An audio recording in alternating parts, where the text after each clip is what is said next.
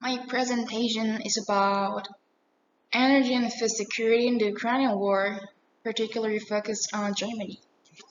How much energy does Europe depend on Russia?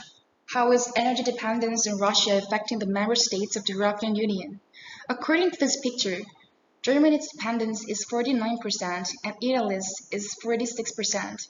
Except for the geographically close Poland and Moldova, it can be seen that a significant portion of European countries were heavily dependent on Russian gas.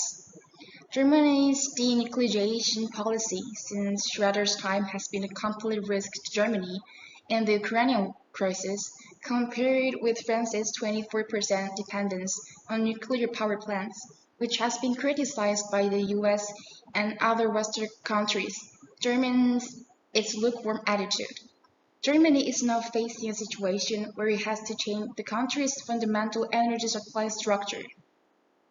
Germany's energy dependence on Russia before the invasion of Russia was so severe that 55% of gas, 50% of coal, and 30% of oil were from Russia since the denuclearization, and now it has to find resources to replace this huge amount of energy. The next figure below is a graph that explores European alternatives to Russian gas. Currently, after the outbreak of the Ukrainian crisis, the German government is urgently pushing for LNG imports. It's contrary to the position of pursuing clean energy so far, but it's an inevitable choice in the short term. Then what about food security? Europe must replace the output of several agricultural products as much as Russia and Ukraine combined. It shows how much food production has been dependent on Ukrainian and Russia worldwide, with wheat 34%, corn 17%, barley 27%, and sunflower oil 55%. So, what matters are its European countries taking against this energy and food security crisis?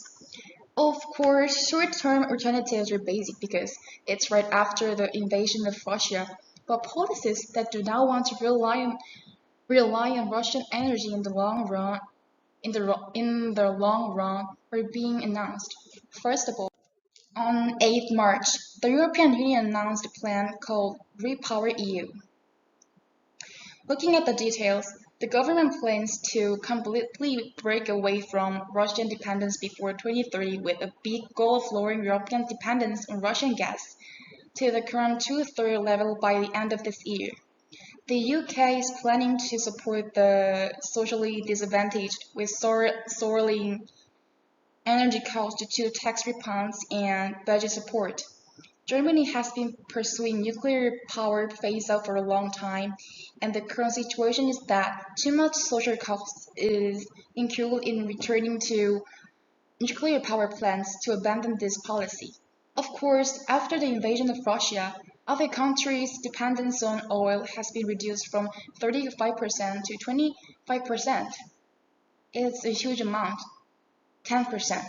However, the limitation was also announced that dependence on Russian oil will be forced to be continued until the summer of 2024. With the EU, Japan and Australia aware of the changes and starting a fierce diplomatic war, Korea has to abandon the idea of a local war only in Ukrainian and must bring about a global shift in two major security factors, energy and food. It's urgent to prepare a microscopic diplomatic discourse to prepare for the situation. Korea has an FTA with Europe, and the importance of two sectors, energy and food, is too great for the Korean economy, in that they rely heavily on imports. Thank you. Bye.